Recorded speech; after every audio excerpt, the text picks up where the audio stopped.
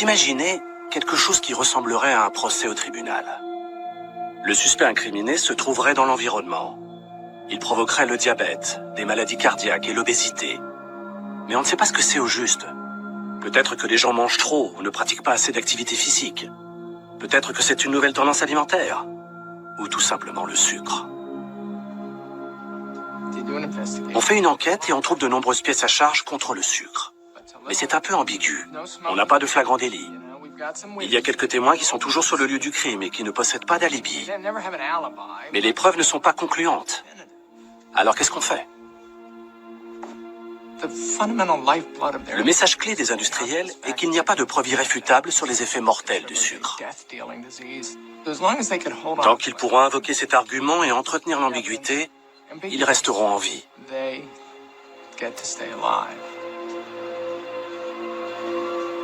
Le jour où les preuves seront concluantes, ils seront morts. Alors vous feriez quoi?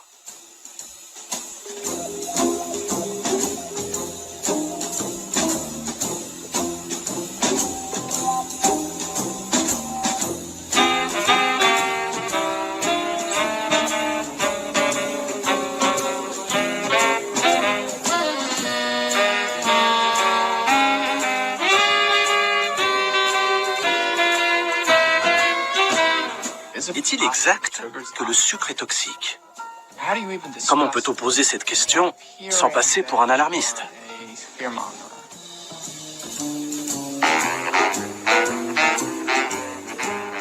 Il s'agit d'un produit qui rend les gens très heureux et leur permet d'exprimer leur amour, leur joie et leur bonheur partout dans le monde.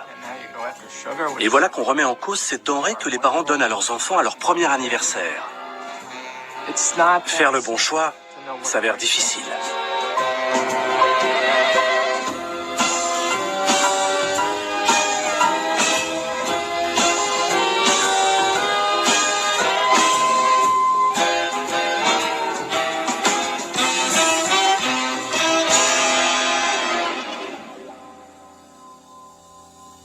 De récentes études indiquent que le sucre, tel que beaucoup de gens le consomment de nos jours, est une toxine. La polémique est née suite à un article du New York Times affirmant que le sucre était toxique. Le sucre est-il toxique? J'en suis persuadé. Ne craignez-vous pas que ça paraisse excessif? Bien sûr que oui. Mais c'est la vérité. Vous dites que le sucre est un poison, à haute dose. Pourquoi ne pas dire carrément que le sucre c'est Hitler? Robert Lustig, médecin spécialiste de l'obésité infantile, a écrit un livre, Fat Chance. Le sucre est très pernicieux. Il provoque l'obésité et par là même toutes sortes de problèmes métaboliques. L'hypertension, le diabète, les maladies cardiaques et sans doute aussi le cancer et la démence. Aujourd'hui, un tiers des Américains est atteint de stéatose hépatique, une maladie qui avant 1980 n'était même pas répertoriée. C'est la plus grande épidémie dans l'histoire de l'humanité. Tout d'abord, je ne suis pas contre le sucre. Je suis contre les plats cuisinés industriels. J'aimerais mieux ne pas être connu du tout et que le problème n'existe pas. D'ailleurs, quand j'ai commencé ma carrière médicale, il n'existait pas. Sinon, je ne me serais peut-être pas embarqué là-dedans. Qui aurait envie de se coltiner ça? Enfin, maintenant, c'est fait. Vous remettez en question tout ce qu'on a appris sur le manger sain ces 30 dernières années. Oui, parce que ça ne marche pas. Vous dites qu'on doit être désintoxiqué. C'est une plaisanterie? Non, pas du tout. Il ne faut plus vendre de coca aux mineurs. Si les parents veulent que leurs enfants boivent du coca, qu'ils l'achètent eux-mêmes. Ce qui me désole, c'est de ne pas être critiqué sur un plan purement scientifique. On peut avoir un débat scientifique, pas de problème. Ce qui me dérange, c'est qu'on dise que je ne suis pas crédible, que je suis un fanatique. Un fanatique agit au nom de sa foi, ce n'est pas mon cas. Je me base exclusivement sur des faits scientifiques. Je ne fais pas ça par plaisir, mais parce qu'il n'y a vraiment pas le choix. C'est un sujet très polémique. Et pour s'y attaquer, on a besoin de quelqu'un comme Robert, un chercheur qui soit reconnu dans les milieux universitaires. Robert l'a fait, et il se débrouille très bien. Il est pédiatre endocrinologue. Et il y a une dizaine d'années, il a constaté que le sucre était un problème crucial dans l'alimentation moderne. Il a donné une conférence qui a fait un tabac sur Internet. Elle a dû être vue 4 millions de fois. C'est un orateur très charismatique, un peu comme un prédicateur fondamentaliste. Vous refuseriez catégoriquement de donner une bière à votre enfant. En revanche, vous n'hésitez pas à lui donner une canette de coca. Les scientifiques sont mal à l'aise avec l'assurance qu'il affiche. Ça ne correspond pas vraiment à ce qu'on attend d'un chercheur. On souhaite qu'il mette en avant ses doutes, qu'il pointe les lacunes dans les données et discute des éléments à charge. Pourtant, on a besoin de quelqu'un qui parle et fait avancer le débat, comme Robert.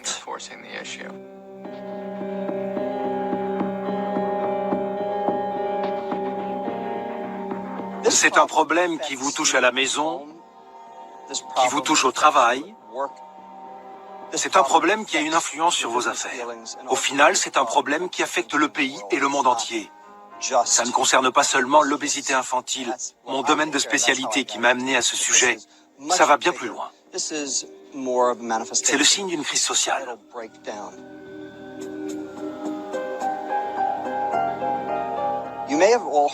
Vous savez peut-être qu'en 2011, l'Assemblée générale des Nations unies a déclaré que désormais, les affections non contagieuses telles que les maladies cardiaques, le diabète, le cancer ou la démence touchaient non seulement les pays développés, mais aussi ceux en voie de développement.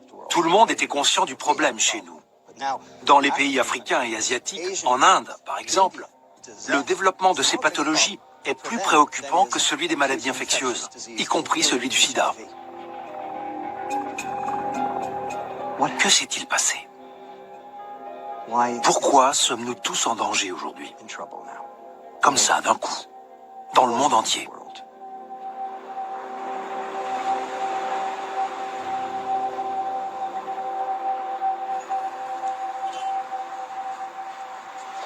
Les Japonais vivent plus vieux que tous les autres peuples de la planète. Et c'est encore plus vrai pour les habitants d'Okinawa.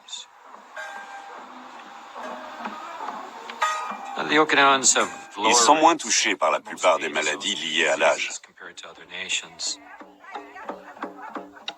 Le taux de personnes atteintes par les troubles cardiaques et certains cancers, comme les cancers hormonodépendants, celui du sein ou de la prostate, y est très faible.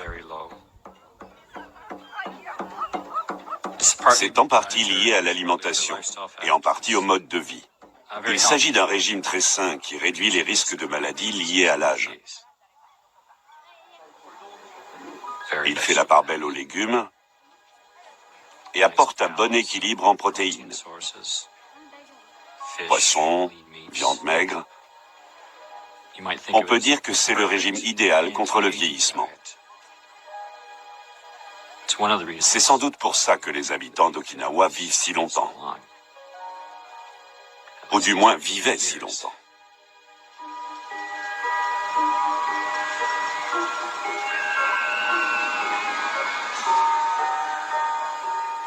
Il a suffi de quelques générations pour que les Okinawaïens deviennent les plus gros des Japonais.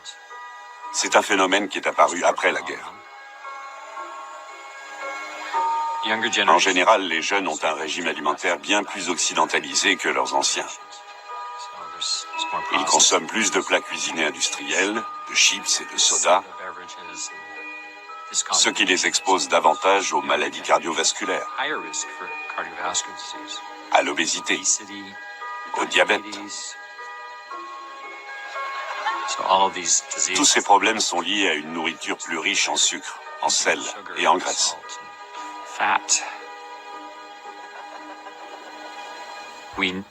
Dans l'histoire de l'humanité, la consommation de sucre n'avait jamais atteint un niveau aussi élevé qu'aujourd'hui, ce qui a forcément des répercussions sur le métabolisme.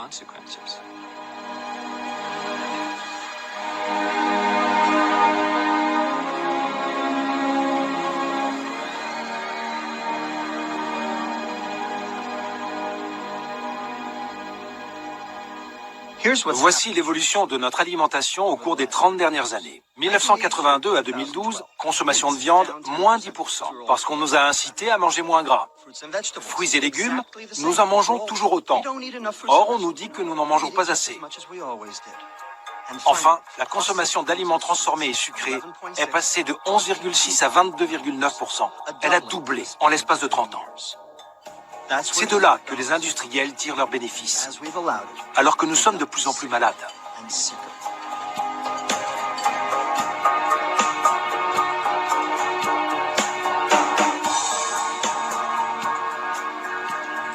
« 74% des plats cuisinés vendus en supermarché contiennent des sucres ajoutés. Les assaisonnements pour salade, les sauces barbecue, les sauces tomates, le pain et la viande pour hamburger, toutes sortes de produits. Et il existe 56 appellations pour le sucre. Sucrose, saccharose, sucre de canne, sucre de betterave, sirop de maïs, agave, sirop d'érable, miel, etc. L'industrie agroalimentaire peut cacher les sucres qu'elle ajoute dans n'importe quel produit, car personne ne sait les reconnaître. En fait, ils se valent tous. En termes de calories et de poids, ils sont tout à fait comparables. Et ils ont le même effet. Ils surchargent notre foie en le saturant de lipides quand ils sont consommés à l'excès. Il ne faut pas oublier que c'est une question d'excès et pas de modération. Encore faut-il définir la notion de modération. Une consommation modérée, c'est 6 à 9 cuillères à café de sucre ajouté par jour. C'est ce que préconise l'American Heart Association. L'Organisation mondiale de la santé, elle, autorise jusqu'à 12 cuillères à café de sucre ajouté par jour. Or, les Européens consomment 17 cuillères à café de sucre ajouté par jour. Et les Américains, 19,5. Bref, on en consomme trop, ce qui cause des maladies métaboliques chroniques.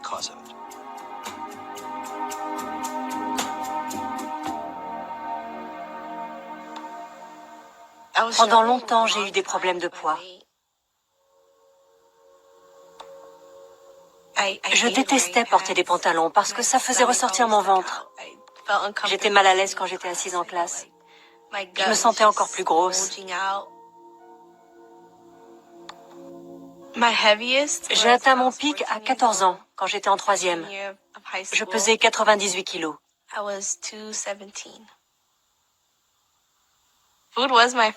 J'adorais manger et regarder la télé.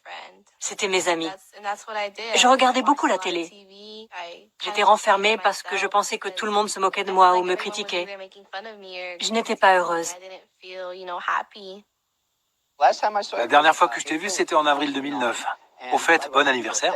Merci. C'était il y a peu de temps. Oui, j'ai 20 ans. Comment ça va? Bien, ma vie a énormément changé. Je me sens beaucoup mieux, plus vivante.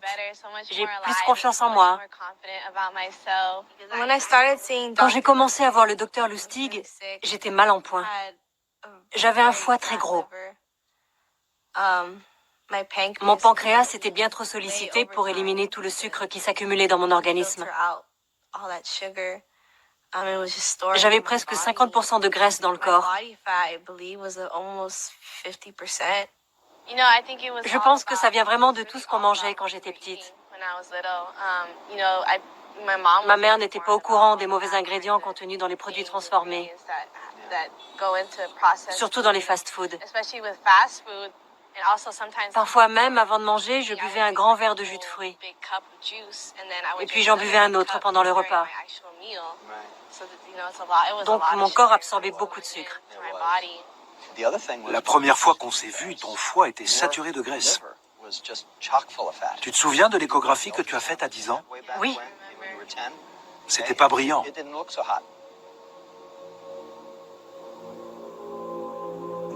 Le problème auquel tous les pédiatres sont confrontés est la stéatose hépatique. Je ne savais même pas ce que c'était avant 1992, l'année où j'ai reçu mon premier patient atteint de stéatose hépatique. Il avait 13 ans et était diabétique de type 2. Son taux d'ALT, qui mesure le dépôt de graisse dans le foie, dépassait les 100. Je me suis dit, oula, c'est pas possible. Aujourd'hui, tous mes patients ont ce problème.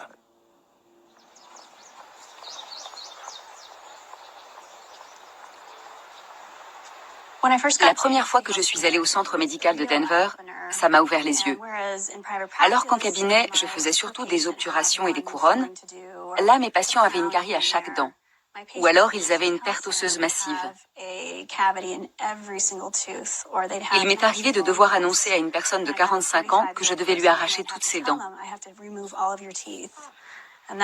C'était mon quotidien, une succession de cas graves.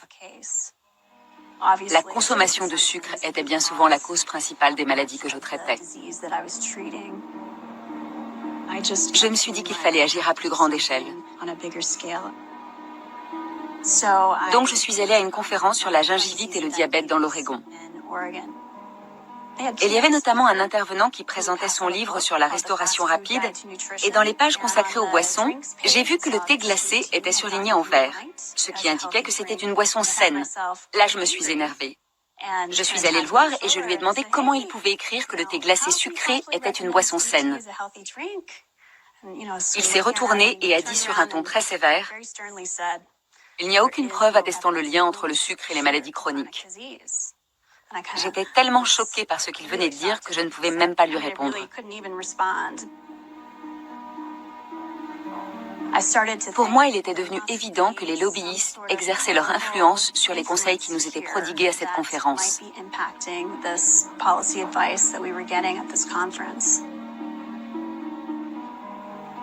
Je me suis rendue à la bibliothèque de mon quartier et j'ai tapé le mot sucre dans le moteur de recherche du catalogue. Ça m'a renvoyé vers la Great Western Sugar Company.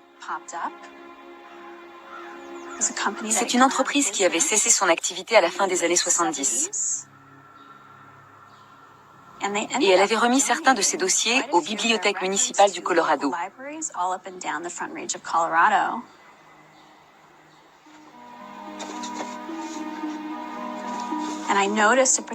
J'ai remarqué une référence aux archives de l'Université de l'État du Colorado avec un chapitre intitulé « Nutrition et relations publiques », je crois. J'ai décidé d'y aller pour voir ça de plus près.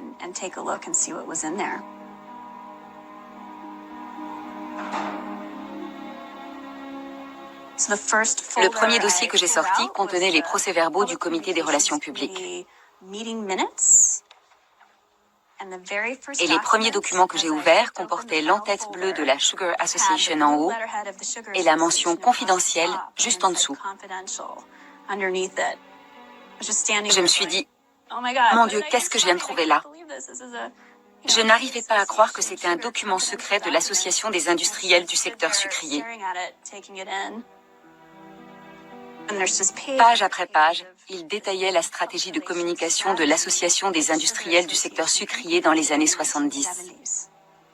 C'était une période cruciale où la FDA, l'agence américaine chargée de la sécurité des aliments et des médicaments, examinait les données scientifiques concernant les effets du sucre sur la santé.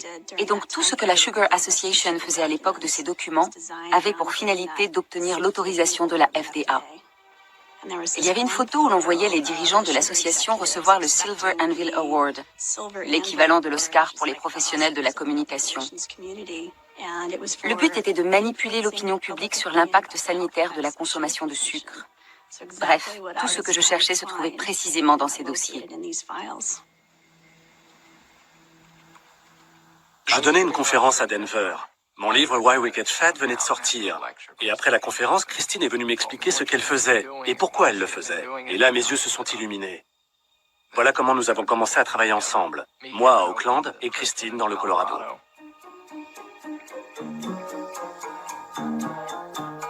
There's a growing controversy about sugar. On one side, those who claim it's a harmless source of calories and quick energy. On the other, those who say there is evidence to implicate sugar not only in obesity and tooth decay, but also in hyperactivity and diabetes, among other things. À la fin des années 60, début des années 70, il y avait beaucoup de polémiques sur les effets de la consommation de sucre. On est dans une situation analogue aujourd'hui, ce qui est assez incroyable.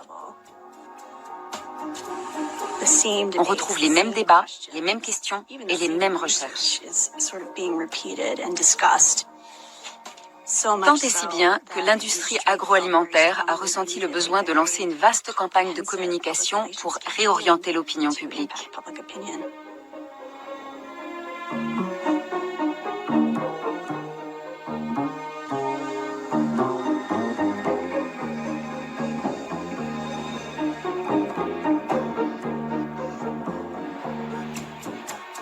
Mettez-vous à la place des industriels. Vous êtes à la tête de la Sugar Association. Vous devez évaluer la situation et décider ce qu'il faut faire. Les producteurs de sucre et des entreprises agroalimentaires vous paient pour prendre un certain type de décision. Et ils ont recours à une agence de communication pour élaborer une stratégie commerciale. Le but est de s'assurer qu'il n'y ait jamais de conclusion irréfutable.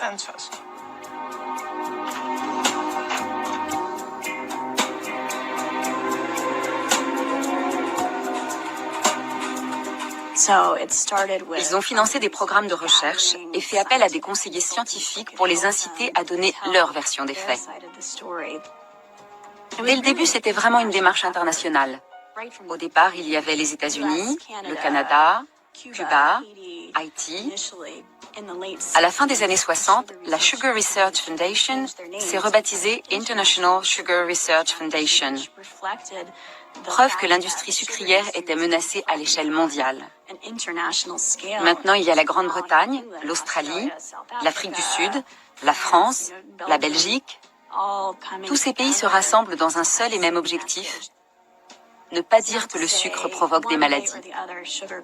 Ils doivent garder le flou pour que les responsables politiques ne puissent pas affirmer de manière catégorique que le sucre est néfaste pour la santé.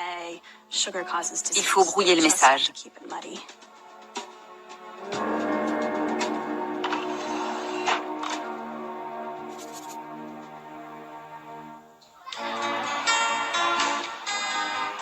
Back with us on this weekend's edition of This Week in Agribusiness from the Sugar Association, Andy Briscoe, representing that group in Washington, D.C. How's the climate these days in Washington for your industry? You know, it's always tough. Under the new administration, obviously, the public health community folks have come out of the woodwork and certainly targeting sugar to some extent. For all of the bashing and complaining that there is about sugar, it seems, and all of the dietary recommendations, it still remains a crucial component in our diets, doesn't it? You know, sugar is an important component of a balanced diet and a healthy lifestyle. Everything in moderation, as we say. It's all natural, only 15 calories. Une calorie, c'est une calorie. Si vous en absorbez plus que vous n'en brûlez, vous grossissez. Si vous en absorbez moins, vous maigrissez. Donc, si vous êtes gros, c'est votre faute. C'est le message qu'on nous répète tout le temps. Eh bien, vous savez quoi? Je ne crois pas au lieu commun. Je crois aux faits. Et les faits disent bien autre chose. Il faut savoir que certaines calories causent plus de maladies que d'autres, parce qu'elles sont métabolisées différemment. Le sucre provoque-t-il le diabète? Tout le monde dit « Oui, mais c'est à cause de l'excès de calories. Le sucre en soi est inoffensif. » Voilà l'idée généralement admise. Eh bien, ce n'est absolument pas vrai. Le sucre, ce sont des calories toxiques. Des études européennes montrent qu'en consommant un soda par jour, le risque de diabète augmente de 29%, indépendamment des calories, du poids et de tous les autres produits qu'on consomme.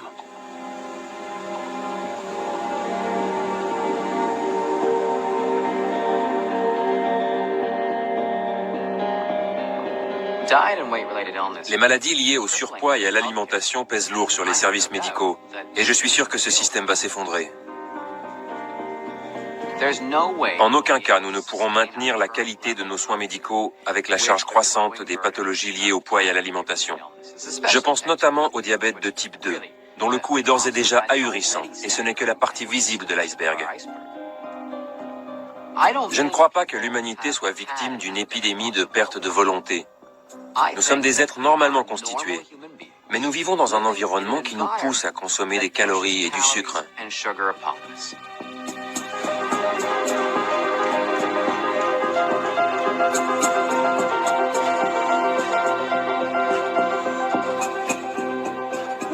On sait que la hausse du taux d'obésité infantile va de pair avec l'accroissement d'autres maladies chroniques. On commence à voir des enfants de moins de 10 ans atteints de diabète de type 2, ou des adolescents souffrant de maladies cardiaques, et une explosion des cas de stéatose hépatique.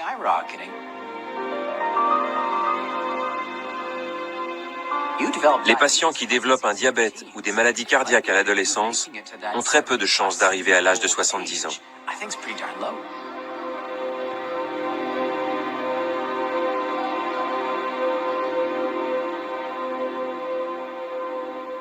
So I'm a scientist, and we do a lot of research with adults and kids also. And we do a lot of research with the effect of sugar. The first time I came to this school, La première fois que je suis venu dans cette école, je craignais que certaines notions scientifiques ne soient difficiles à comprendre. Mais j'ai été surpris de voir à quel point les enfants apprennent vite. I've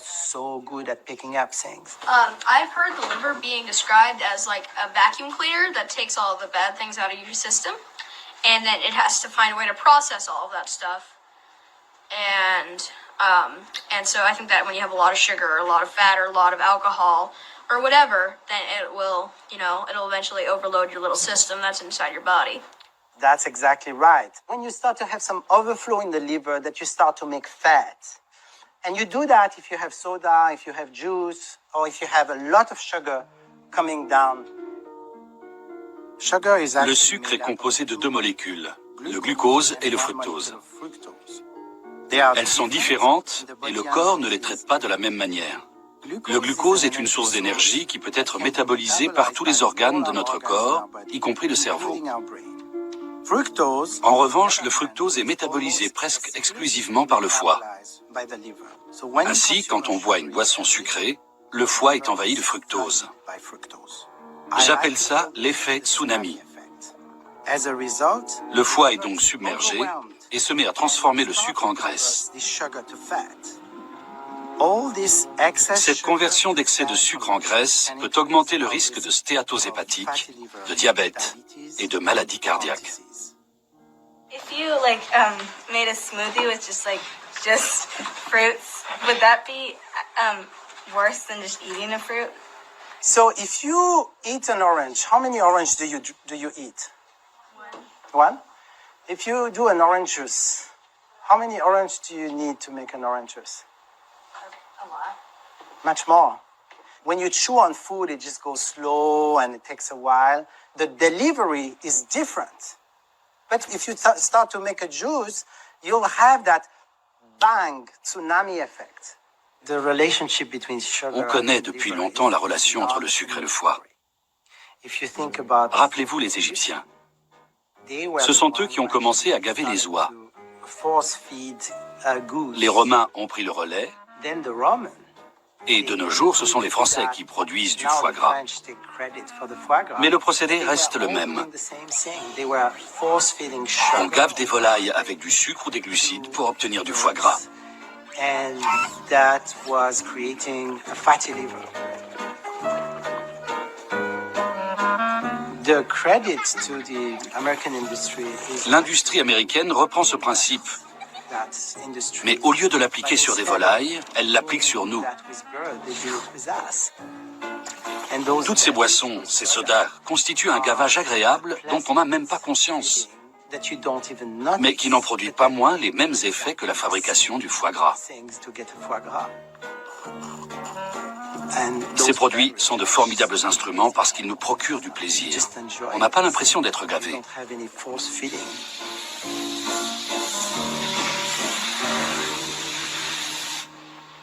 You know, this was me 5 years ago, and it's still me. As I confess, I'm a waistline watcher from way back. Well, that's enough for today. Now for a lively lift. Ice-cold Coca-Cola. There's no waistline worry with Coke, you know. Actually, this individual-sized bottle has no more calories than half a grapefruit. Another thing, the cold, crisp taste of Coke is so satisfying, it keeps me from eating something else that might really add those pounds.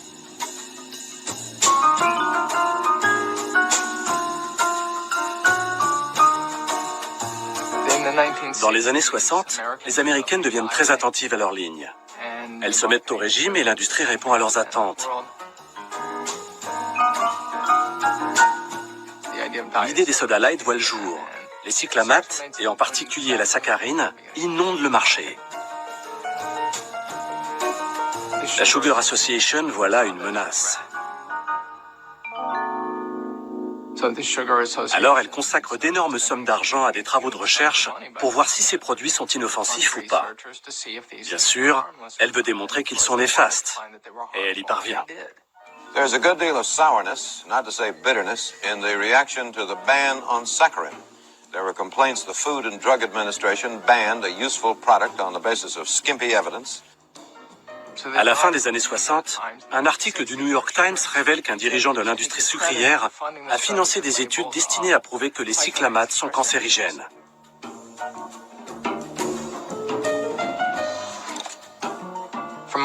Il devait avoir une bonne raison pour financer ses recherches, non? En fait, ils ont manipulé l'opinion pendant 40 ans, des années 70 jusqu'à nos jours. Or, à présent, ils sont de nouveau menacés. Mais aujourd'hui, nous avons nettement plus de données. Donc, ils auront bien plus de mal à étouffer les critiques. Je tiens un blog depuis 2005 et j'ai beaucoup d'abonnés sur Twitter. Je suis souvent étonné de la portée et du pouvoir des réseaux sociaux. Avant, on avait besoin d'une vraie plateforme, alors que maintenant, on peut la créer soi-même. Il y a quelques années, j'ai reçu un appel de l'Ordre des médecins de l'Ontario. À ma grande surprise, ils m'ont proposé de faire un discours à un petit déjeuner organisé par l'industrie agroalimentaire. Moi qui critiquais ouvertement la publicité mensongère de ce secteur.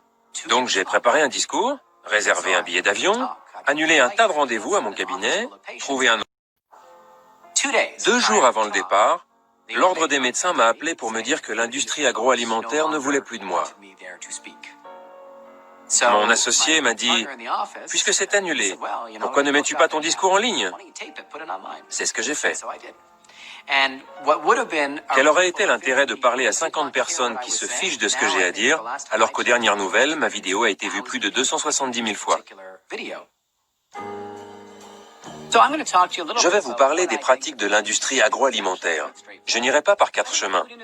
Je pense qu'il devrait arrêter de dire qu'il n'y a pas de sucre ajouté. Ce produit ressemble beaucoup à la réglisse Twizzlers. Il porte la mention « sans sucre ajouté ». Pourtant, il en contient plus qu'un Twizzlers. L'industrie agroalimentaire devrait arrêter de suggérer que le jus de raisin est bon pour la santé. Il est indiqué « sans sucre ajouté ». Pourtant, un seul verre en contient 10 cuillères et demie. Ça revient à boire un quart de verre de sirop d'érable par jour. Ce produit, un succès d'année de petit déjeuner, contient 9 cuillères 3/4 de sucre par verre. Si votre enfant en consomme 1 fois par jour pendant 1 an, il absorbe 14 kilos de sucre. Au final, je pense que la transparence est essentielle. Chacun peut se faire sa propre opinion en regardant ma vidéo. D'ailleurs, même les dirigeants de l'industrie agroalimentaire qui m'ont contacté m'ont avoué qu'il y avait du vrai dans ce que je disais. Ça prouve qu'ils savent ce qu'ils font.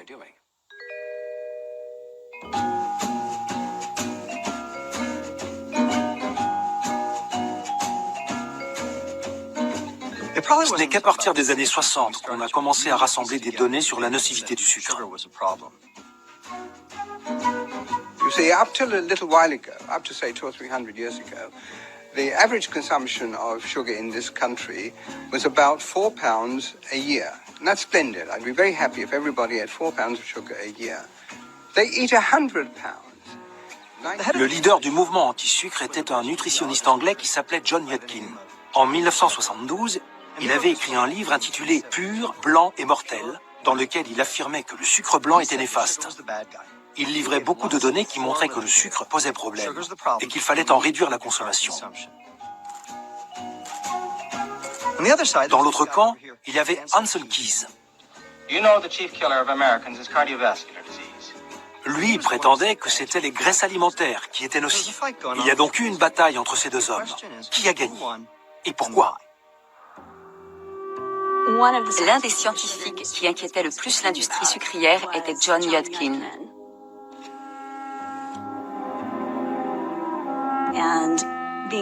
Ils ont cherché le moyen de le réduire au silence. Ils ont décidé de payer des chercheurs pour contredire ces études. Chaque fois qu'ils publieraient un article, ils sortiraient un contre-article. Ils ont donné une importante somme d'argent à Ancel Keys, qui apparaît régulièrement dans mes documents au fil des décennies. Il était le premier opposant de John Yudkin. Quand celui-ci publiait un article pour montrer le lien entre le sucre et les maladies cardiaques, Ancel Keys en publiait un autre pour prouver le contraire.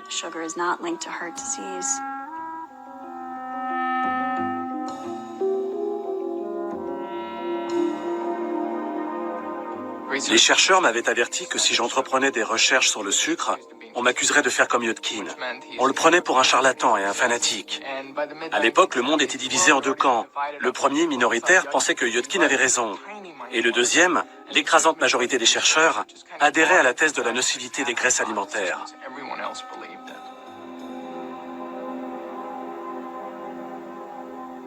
En l'espace de 10 ans, j'ai dû préparer 10 000 œufs pour le petit déjeuner. Et je jetais à chaque fois le jaune. C'était comme ça. On ne mangeait pas d'avocat ni de beurre de cacahuète. Encore moins de bacon et de viande rouge. On y croyait en grande partie. Oh, I don't want it, you can have it, it's too fat for me. It's too fat for me. It's too fat for me. Not too fat for me. No food is too fat all by itself, but if you'd rather get your fat and calories another way, guess what? Now there's new Better Than. It tastes better than regular ice cream, and it's 96% fat-free. La mode des régimes pauvres en matière grasse a déferlé sur l'Amérique et sur le monde. Or, les aliments transformés sans matière grasse sont insipides. Les industriels le savaient. Ils devaient les rendre agréables au goût. Alors qu'ont-ils fait? Comment donner de la saveur à un produit qui ne contient pas de graisse? En ajoutant du sucre. Vous vous souvenez de Stackwells? 2 grammes de graisse, 13 grammes de glucides, dont 4 de sucre, et c'est agréable au goût. C'est ce qu'ils ont fait. Et c'est ce qu'ils continuent de faire aujourd'hui.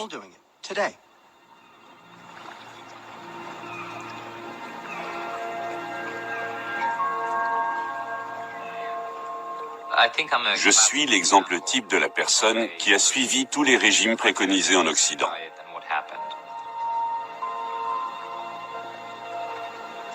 On nous dit que tout est dans l'équilibre entre l'absorption et l'élimination des calories. Et si c'est bien de consommer peu de graisse, ce doit être encore mieux de ne pas en consommer du tout. Donc, pendant 15 ou 20 ans, j'ai mangé des produits light, qui sont remplis de glucides, de sucre transformé, ou les deux. Durant toute cette période, je m'entraînais en moyenne 10 heures par semaine pour améliorer mon endurance. Le matin, à jeun, je mesurais mon taux de sucre dans le sang, juste par curiosité. Et j'ai découvert récemment que mon taux de sucre indiquait un prédiabète.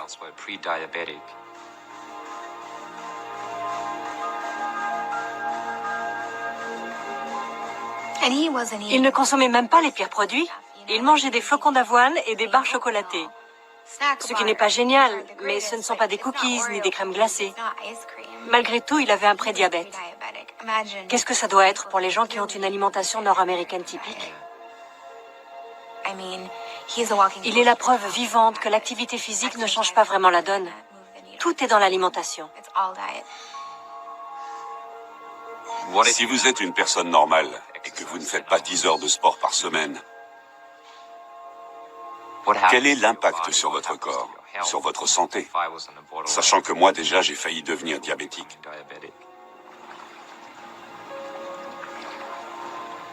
Tout le monde pense que le problème est l'obésité. Eh bien, l'obésité touche 30% de la population. Mais on ne sait pas que 40% des personnes qui ont un poids normal présentent les mêmes maladies et les mêmes dysfonctionnements métaboliques que les obèses. Ils développent des maladies cardiaques, des cancers, le diabète de type 2, etc. La liste est longue. Or, leur poids est normal. Qu'est-ce que ça signifie? Que ça ne dépend pas du comportement. On pointe du doigt la gourmandise et la paresse, mais ces gens ne sont ni gourmands ni paresseux, et leur poids est normal. Si ça ne dépend pas du comportement, il doit y avoir un autre facteur. Et tout le monde y est exposé. Tout le monde est en danger. Voilà un argument totalement différent.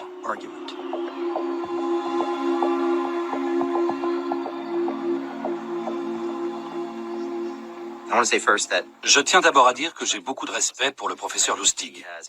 Il a le mérite d'avoir lancé le débat. C'est un grand défenseur de la santé. Il a cherché à améliorer le bien-être des gens, il a étudié le surpoids et l'épidémie d'obésité. Simplement, je ne suis pas d'accord avec son analyse selon laquelle le sucre est toxique, pour reprendre ses mots.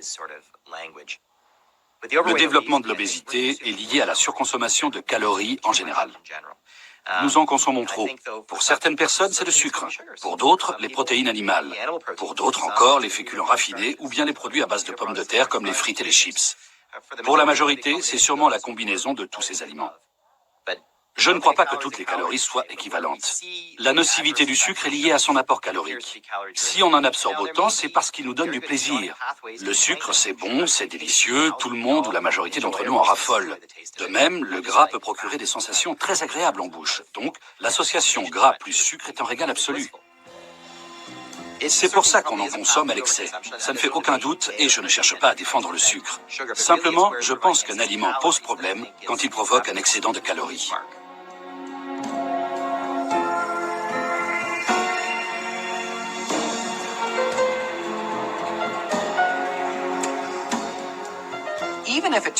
Même si toutes les données suggérant que seul le sucre est toxique se révèlent fausses, nous en consommons trop, c'est évident. Beaucoup d'industriels utilisent le sucre parce que c'est un ingrédient bon marché qui donne du goût aux aliments. Mais aussi et surtout parce qu'il nous amène à en consommer plus.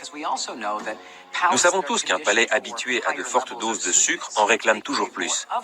L'impact est alors d'autant plus important sur la santé.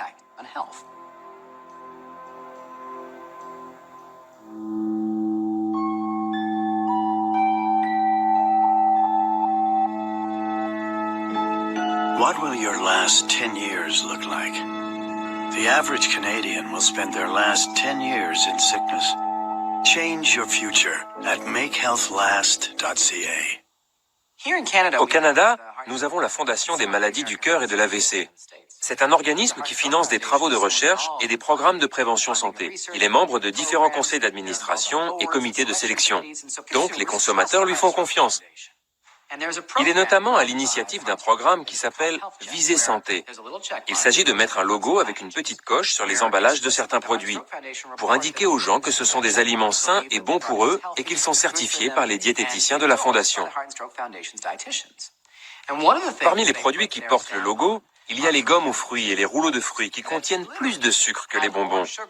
Pourtant, l'organisation fait la promotion de ces friandises en les présentant comme des fruits approuvés par ses diététiciens.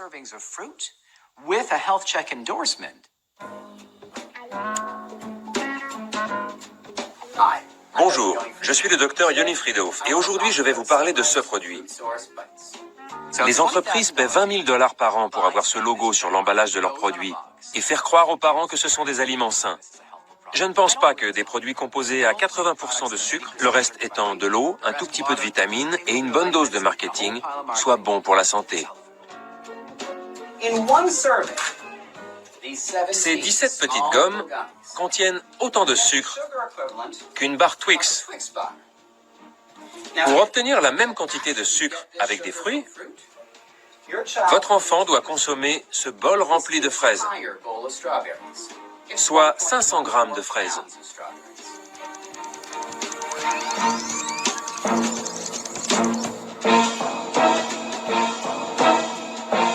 Il ne faut pas intoxiquer les enfants en faisant passer du sucre pour des fruits.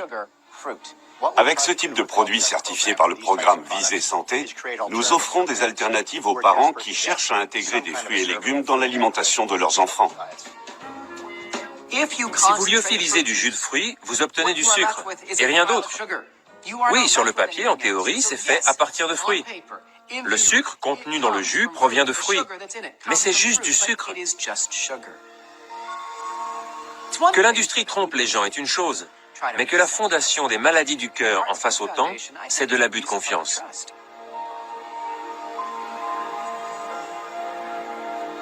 Quand on a des enfants, on peut penser que la vie serait bien plus simple sans sucre. Personnellement, je me demande s'ils ne seraient pas plus équilibrés dans leur comportement et d'humeur moins changeante s'ils n'en consommaient pas. Là encore, c'est une simple hypothèse. Mais quel que soit l'effet du sucre sur eux, vous savez, c'est juste tellement bon que ça modifie durablement leurs envies. Et c'est contre ça qu'il faut lutter en permanence.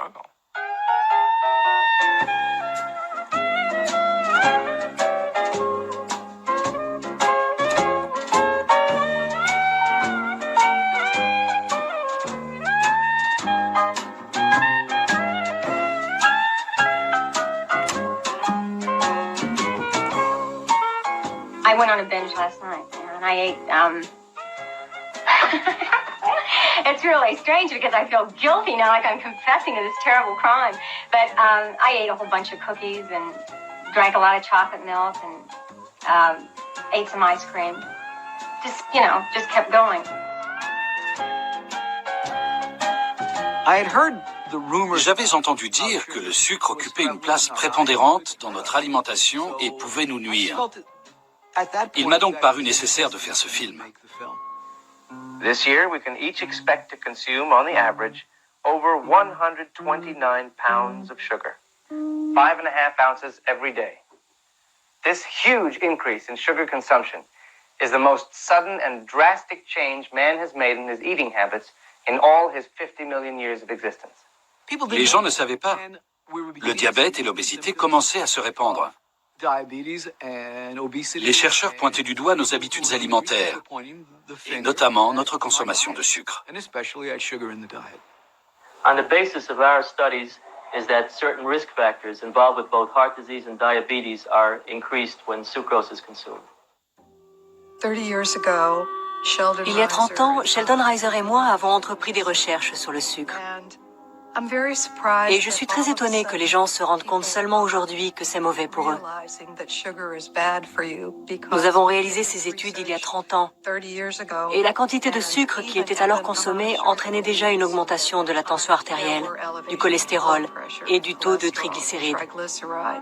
And all of these would increase this person's susceptibility to the degenerative diseases that we are concerned about, which are essentially heart disease and diabetes. Quand j'ai interviewé Sheldon Reiser, j'ai eu le sentiment qu'il tenait à nous exposer les faits et à nous dire ce qu'il avait trouvé. Je me suis aperçu qu'il était seul dans son combat contre l'industrie sucrière. Quand nous avons démarré nos recherches, nous nous sommes aperçus que les industriels avaient le pouvoir et les moyens financiers de promouvoir leurs idées, bien plus que nous. Il était donc très difficile de contre-attaquer.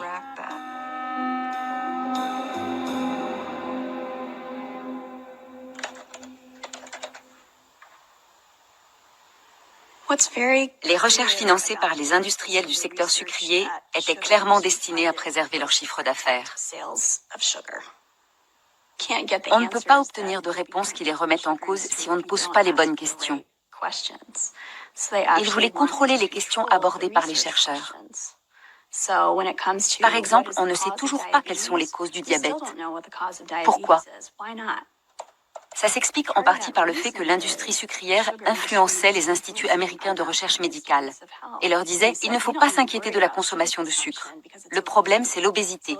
Alors concentrons toutes nos études là-dessus et oublions le rôle que joue le sucre dans le diabète. » Le débat sur le sucre en est au stade du débat sur le tabac en 1960.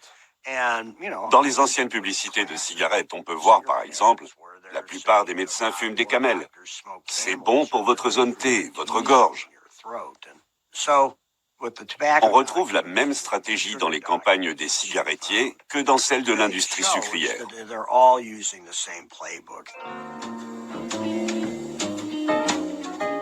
En 1994, quand j'ai eu accès aux archives de l'industrie du tabac, j'ai senti que ce serait très important. En plus de nous révéler leurs tactiques, ces documents nous montrent à quel point ils sont cyniques.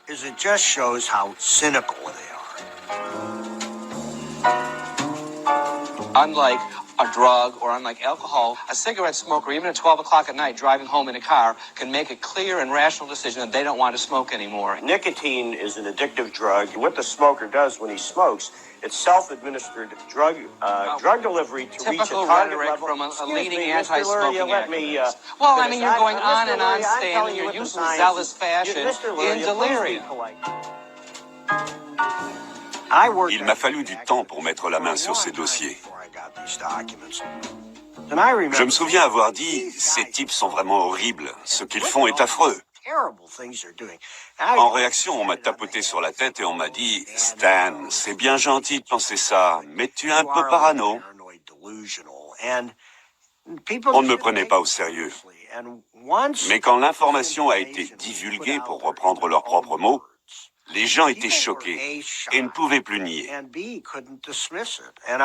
Et je pense que de la même façon, le travail que Christine effectue actuellement va changer leur regard sur l'industrie sucrière.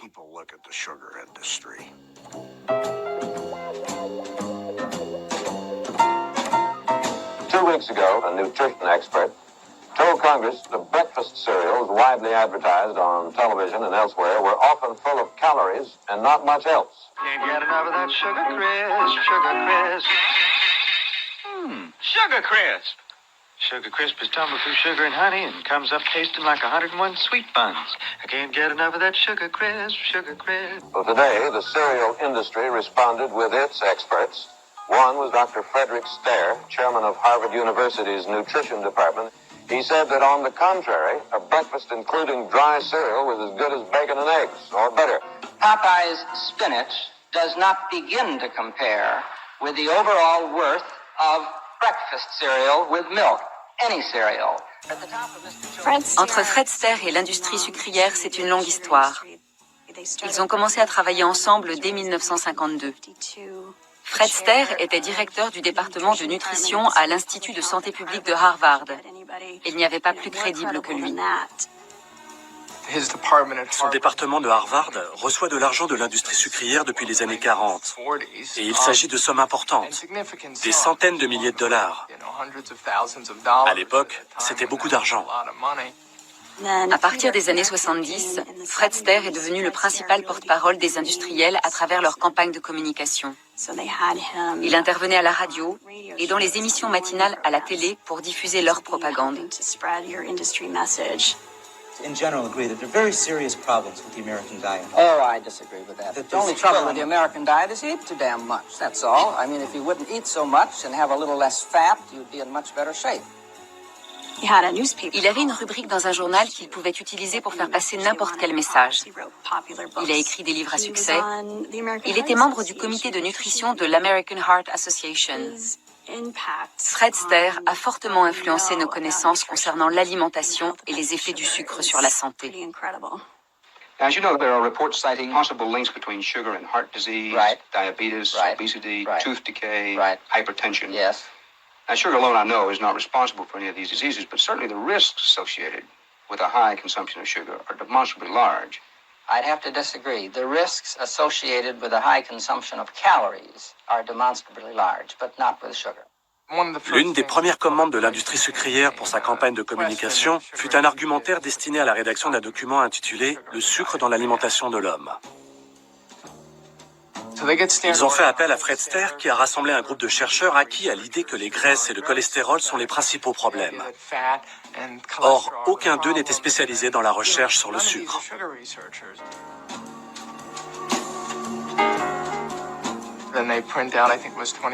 Ils en ont fait imprimer 25 000 exemplaires, qu'ils ont distribués un peu partout.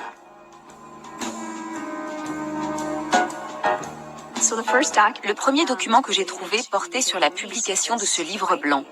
Il était destiné aux porte-parole des différentes campagnes de communication de l'industrie sucrière et les préparait aux questions que les journalistes pourraient leur poser.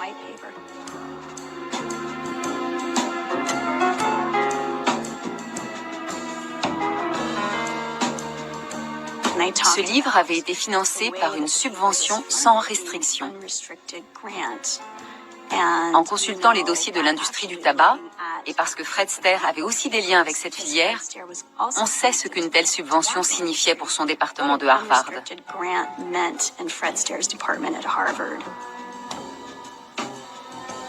C'est censé être un don d'argent non affecté à un projet spécifique. Mais Fred Stare a dit à l'industrie du tabac, « Nous dirons que c'est une subvention sans restriction. Vous nous donnez les fonds et nous vous fournissons les études que vous souhaitez. » Let me play devil's advocate. Sure, and play anything you want. You've been accused any number of times of being an apologist for the sugar industry. Right, I know. One of the things that those who oppose your viewpoints point to, they say, well, you wanted money for the school, and therefore you became a spokesman for the sugar industry. No, I became a spokesman for what I consider to be the motto of Harvard University, which is Veritas, which for those of the camera crew who may not have had Latin means truth.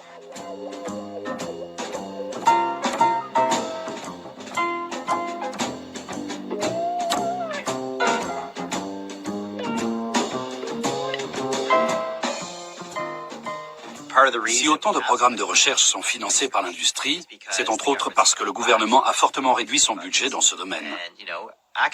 Les gens ont tendance à croire que les scientifiques ne sont pas impartiaux, mais ils veulent avant tout faire de la recherche. Et s'ils n'obtiennent pas de l'État l'argent dont ils ont besoin pour mener à bien leurs travaux en laboratoire ou à l'hôpital, ils vont le chercher ailleurs.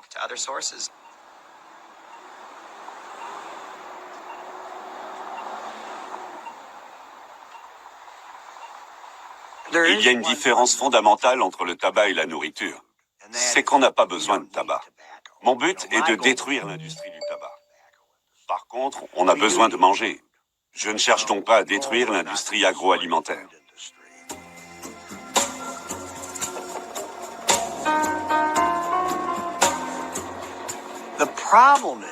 S'il y a autant de produits alimentaires toxiques sur le marché, c'est parce qu'ils sont les plus rentables. Les grands groupes veulent réaliser des bénéfices. C'est leur seul objectif.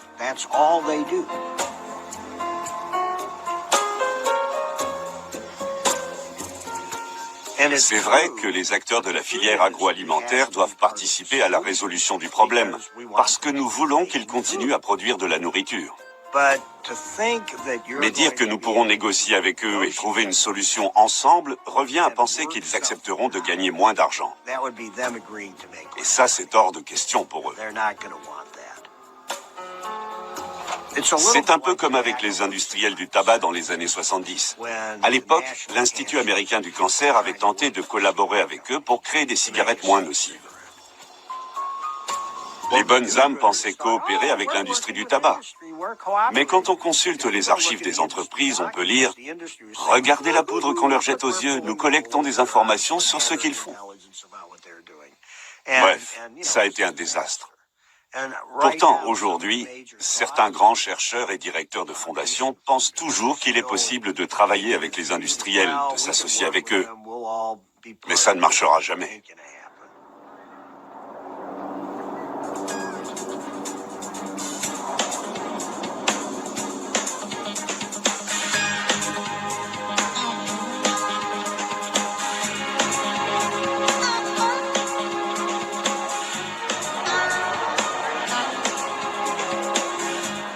Bienvenue à tous. Avec près de 9000 membres, nous sommes la plus grande association de spécialistes de l'obésité au monde. Ou du moins la plus grande association nationale parmi tous les pays que je connais. Our city was named the fattest city in America. Okay. So what's the name of your city again? Corpus Christi, Texas. Corpus Christi, Texas, the fattest city in America. All right. Yes, sir. Okay, then what happened? Les gens travaillent sur différents aspects de l'obésité. Je pense que ça rassemble toute la communauté et que tôt ou tard, ça portera ses fruits. Personne ne va lever le doigt et clamer « j'ai la réponse ». Comme je le dis souvent, ceux qui pensent détenir la réponse n'ont même pas compris la question.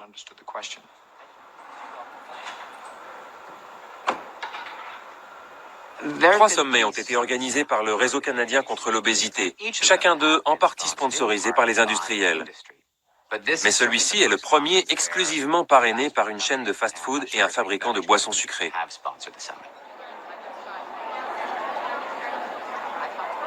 Le Réseau canadien contre l'obésité a été créé par le ministère de l'Industrie et sa mission est d'impliquer les industriels dans ses projets. Et ça a été très difficile, parce que l'obésité a longtemps été tabou. Maintenant, ils sont là et nous ne sommes pas obligés d'être d'accord. On sait bien que si les entreprises participent, c'est pour vendre plus de produits. Je suis tout à fait conscient de leur motivation. Il n'y a pas de conflit, c'est pour ça qu'elles sont là. C'est un peu étroit ici. J'ai failli tomber. Bonjour à tous. Je suis censé révéler la contribution financière de McDonald's à cette conférence. Elle est de l'ordre de $10 000, je crois. Ce matin, beaucoup de gens m'ont dit « Pourquoi êtes-vous là? C'est très courageux de votre part. » Je ne pense pas que ce soit très courageux. On fait ça très souvent. Le réseau canadien contre l'obésité est devenu la référence en matière d'obésité au Canada. Il contribue à élaborer les politiques publiques et à façonner l'opinion par ses interactions avec les médias. Il ne peut donc pas se contenter de dire « on a été créé par et pour l'industrie ». Sa mission va beaucoup plus loin. Bien souvent, les entreprises agroalimentaires adoptent la stratégie suivante. Elles lancent un produit à grand renfort de publicité, puis elles nous disent qu'il faut faire du sport et manger avec modération. C'est aussi simple que ça. Il existe aussi des produits comme le McFlurry Snack Size. Je n'avais pas prévu d'en parler, je l'ai décidé au dernier moment. Ce dessert a autant de calories qu'une barre Snickers dissoute dans une canette de 350 ml de Coca-Cola. Il contient environ 15 cuillères à café de sucre. Pourtant, il est présenté comme un snack. Eh bien, quel snack? Pour moi, on ne peut pas résoudre le problème simplement en les montrant du doigt et en disant que c'est leur faute. Si on laisse Yoni parler pendant une demi-heure pour expliquer aux gens sa vision des choses et les solutions qu'il envisage, sans donner la parole au camp adverse, c'est une pure perte de temps. Nous n'avons pas toutes les réponses. Nous vendons des hamburgers, des frites, des salades et des glaces allégées. Mais nous avons beaucoup à apprendre. Et nous sommes heureux de pouvoir le faire dans ce genre d'occasion.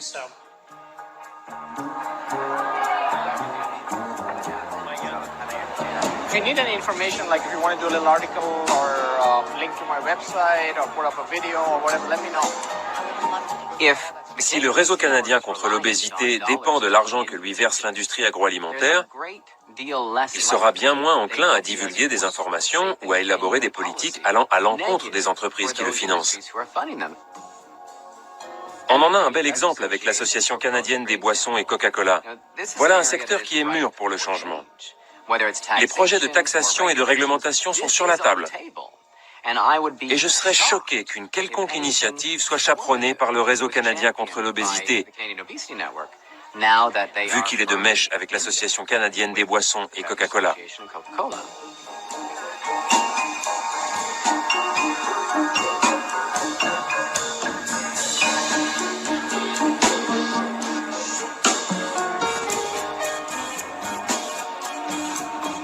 En ce qui concerne le colloque de l'après-midi organisé par Coca-Cola, c'est eux qui ont décidé qui ils invitent, quel sera le programme, qui seront leurs porte-parole et ce qu'ils diront. Le réseau canadien contre l'obésité ne s'en mêle pas et n'apporte pas son soutien parce qu'il n'a pas à défendre telle ou telle position. Il est là pour fournir une plateforme. Mais au final, tout est entre les mains du sponsor.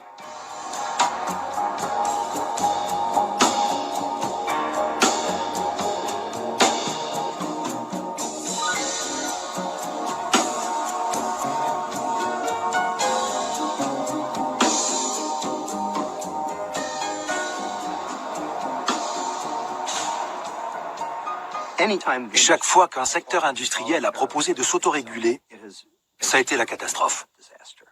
Qu'il s'agisse des ceintures de sécurité, du tabac ou de la pollution. Les entreprises ne trouvent aucun intérêt à être réglementées. J'ai même suivi des cours de droit pour mieux comprendre la stratégie de l'industrie du tabac. Ce qui marchait, ce qui ne marchait pas, pourquoi ça ne fonctionnait pas. Tous ces éléments sont utiles pour notre combat actuel. Aux États-Unis, 26% des diabètes sont dus au sucre, et au sucre seulement. Est-ce communément admis par la communauté scientifique? Bien sûr que non. Qu'est-ce qui est communément admis par la communauté scientifique? C'est tout récent. L'information est sortie fin février et a été approuvée par beaucoup de scientifiques. Mais beaucoup de gens qui travaillent pour l'autre camp ne sont pas d'accord. Même moi, je dis qu'il faut aller plus loin dans la recherche. Reste à savoir jusqu'où on doit aller avant de passer à l'acte. Les acteurs de la filière agroalimentaire demanderont toujours à poursuivre les études. C'est un moyen pour eux de donner le change, ils n'en auront jamais assez. Ils diront toujours qu'il faut aller plus loin dans la recherche. Résultat, on ne fera jamais rien. Mais alors, quand aura-t-on assez d'éléments pour agir? Quand la politique l'emportera-t-elle sur l'industrie? Il y a une question qu'on doit vraiment se poser. Pourquoi, en 2013, en est-on toujours à se demander s'il y a un lien entre la consommation de sucre et le diabète? Et ça me rappelle beaucoup le débat sur le tabac. Au Congrès, les dirigeants de la filière répétaient les uns après les autres que le tabac ne crée pas d'accoutumance.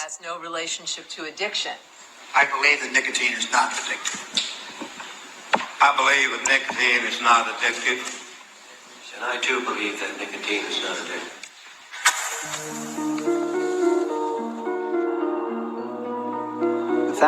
Le problème, c'est qu'aujourd'hui, nous n'avons toujours pas la preuve irréfutable que le tabac est responsable du cancer du poumon. Pour cela, il faudrait effectuer un test aléatoire. Mais ce serait contraire à l'éthique de demander à un groupe de personnes innocentes de fumer pendant 20 ans pour voir si elles attrapent le cancer du poumon ou pas. Dites-moi comment on peut mener une telle expérience. Or, c'est exactement ce qu'ils nous demandent de faire pour le sucre, à savoir constituer 2 échantillons de jeunes adultes. Le premier groupe consommerait trop de sucre et le deuxième n'en consommerait pas. On regarderait tout ce qu'ils mangent pendant 50 ans et on verrait s'ils développent des maladies cardiaques et un diabète. On ne peut pas faire ça. Il faut bien voir où on se positionne dans le débat. Le problème n'est pas la collecte des données scientifiques, car ça va se faire de toute façon, mais la crédibilité des personnes qui attaquent les chercheurs. La question est de savoir s'il y a manipulation.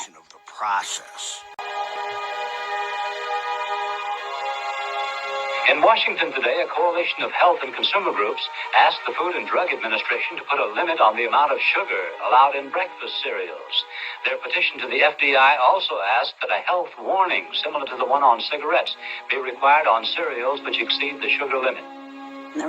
Au début des années 70, de nombreuses initiatives furent prises pour encadrer la consommation de sucre, ce qui a fait peur aux industriels. La FDA examinait l'impact du sucre sur la santé et la Sugar Association faisait pression sur cette agence pour qu'elle le déclare sans danger.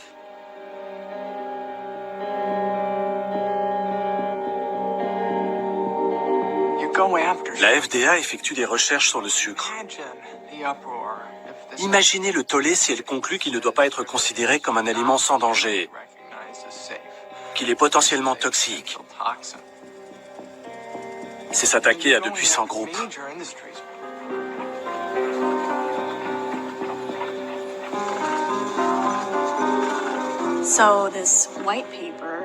Pour en revenir au livre blanc, l'industrie sucrière l'a présenté comme une preuve au comité de contrôle de la FDA. Le président du conseil consultatif scientifique de l'industrie sucrière, George Irving, a été nommé président du comité de contrôle de la FDA qui étudiait les effets du sucre. Quel conflit d'intérêts!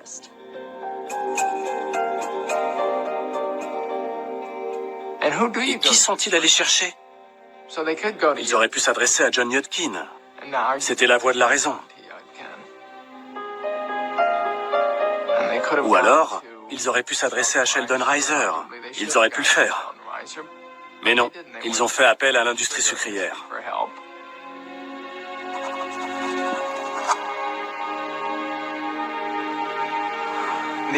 La FDA s'est rangée à l'avis des personnes qui n'étudiaient malheureusement pas les vraies questions.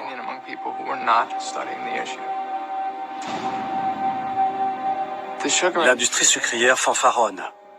La FDA dit que tout va bien. Nous, on s'attendait à un procès dans un tribunal de Manhattan avec leurs avocats très chers pour arracher leur acquittement. Il n'a même pas eu lieu. Malgré toutes les pièces à charge contre eux, ils ont été blanchis. Ils n'en demandaient pas tant.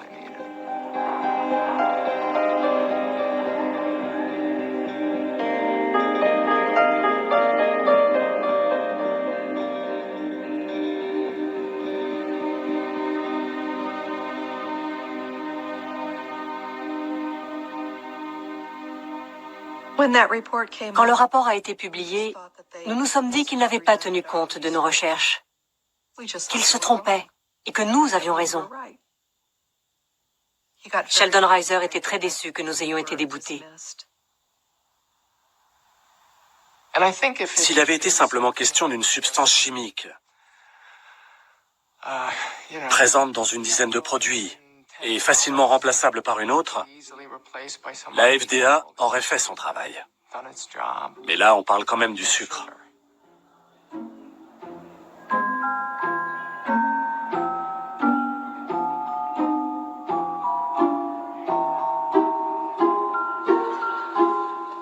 C'est notre façon d'exprimer notre amour.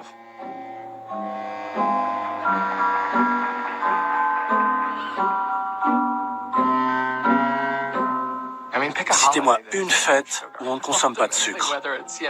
La Saint-Valentin, la fête des mères, un anniversaire ou un barbecue, on boit de la limonade et on mange des gâteaux. C'est comme ça. Ça fait partie de notre culture.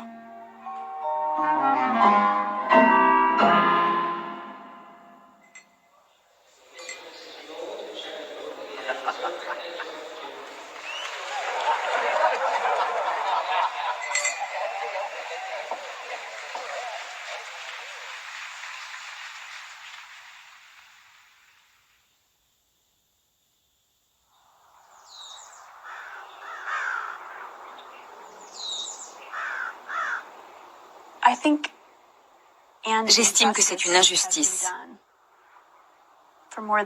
Pendant 40 ans, voire plus, l'industrie du sucre nous a trompés. L'ampleur des dégâts qu'elle a causés est difficile à évaluer.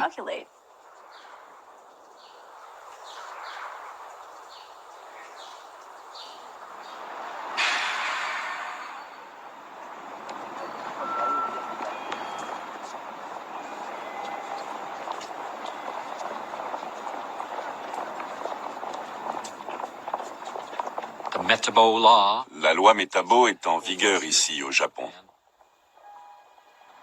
Les villes et villages proposent des bilans de santé. Les entreprises le font aussi, en envoyant des unités mobiles sur les lieux de travail.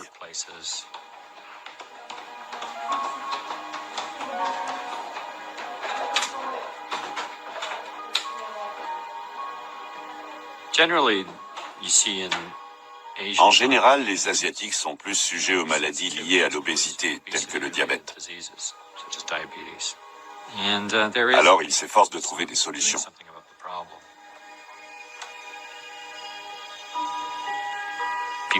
Les gens vont faire leur bilan de santé, on mesure leur tour de taille, on vérifie leur circulation sanguine, et on leur remet un dossier complet pour qu'ils sachent où ils en sont et ce qu'ils doivent faire.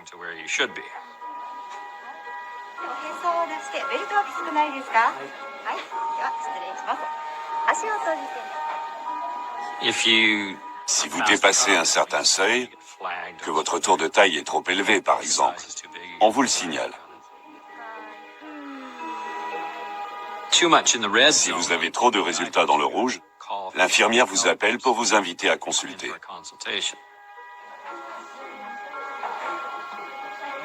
Ça peut être gênant quand vous devez enlever votre t-shirt, que l'infirmière place le mètre autour de votre taille et qu'elle dit «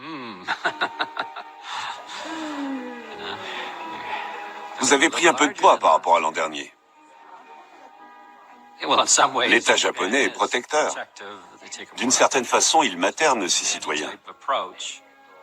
Mais c'est vrai que parfois, il faut pousser les gens.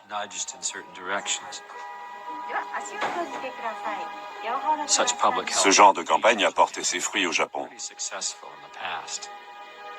Par exemple, les accidents vasculaires cérébraux étaient très répandus dans les années 60.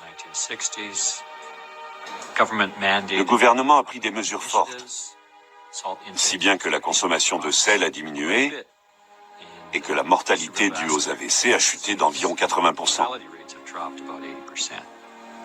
C'est énorme. Voilà des initiatives dont nous pourrions nous inspirer en Amérique du Nord.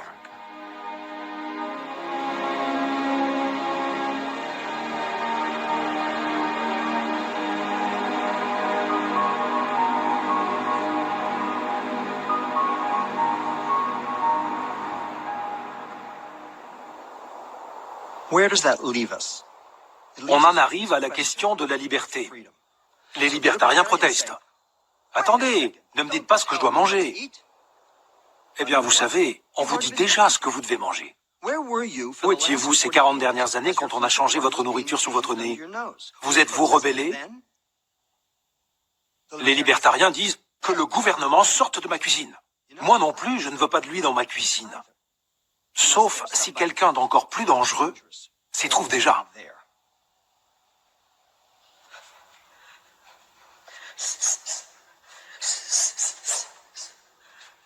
Je me nourrissais toujours mal quand j'ai commencé à faire du sport.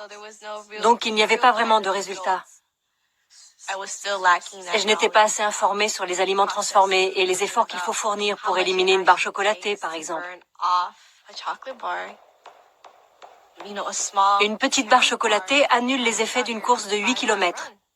C'est comme si on n'avait pas couru du tout. Je l'ignorais et quand je l'ai su, j'ai modifié complètement mon alimentation.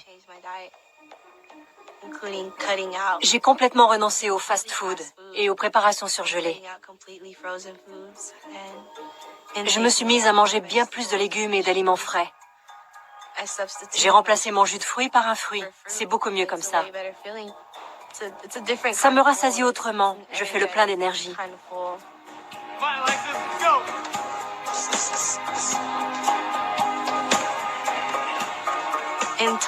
Au total, j'ai perdu plus de 20 kilos. Mon bilan est excellent. Mon foie fonctionne très bien. Je me sens nettement plus énergique et en forme. C'est génial.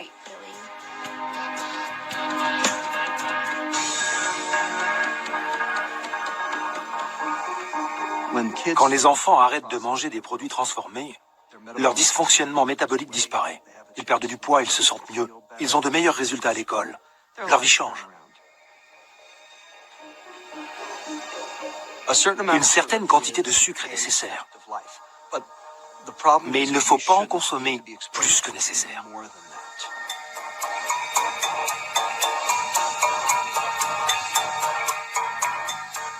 L'Organisation mondiale de la santé a déclaré récemment que les sucres ajoutés constituent un grave problème. Nous devons en limiter la consommation et changer nos habitudes.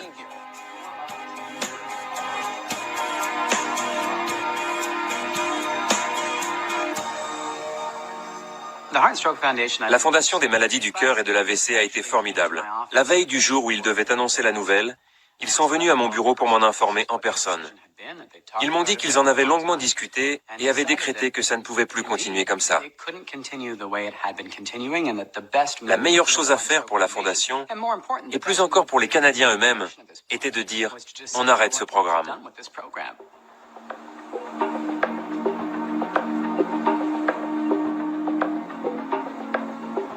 Les nouvelles directives de la Fondation en matière de consommation de sucre sont très strictes. Elles rejoignent celles de l'Organisation mondiale de la santé, de l'American Heart Association et de scientifiques.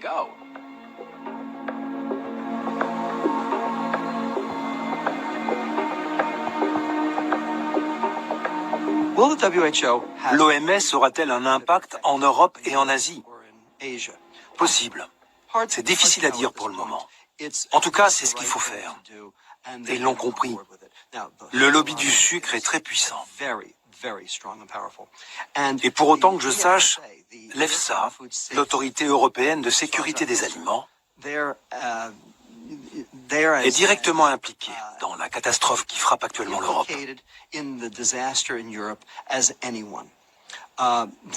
En 2013, ils ont eu l'audace, le culot, d'approuver le fructose comme édulcorant de table, parce qu'il a, je cite, un faible indice glycémique.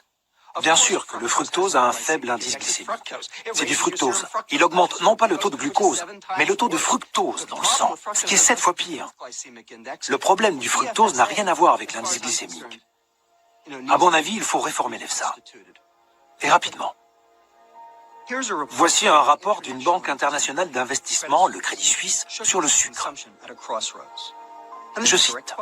Nous estimons qu'une taxation plus forte des aliments et des boissons sucrées serait la meilleure solution pour en réduire la consommation et financer les coûts liés au diabète et à l'obésité. Ils demandent d'augmenter les taxes. Ça montre l'ampleur et la gravité du problème.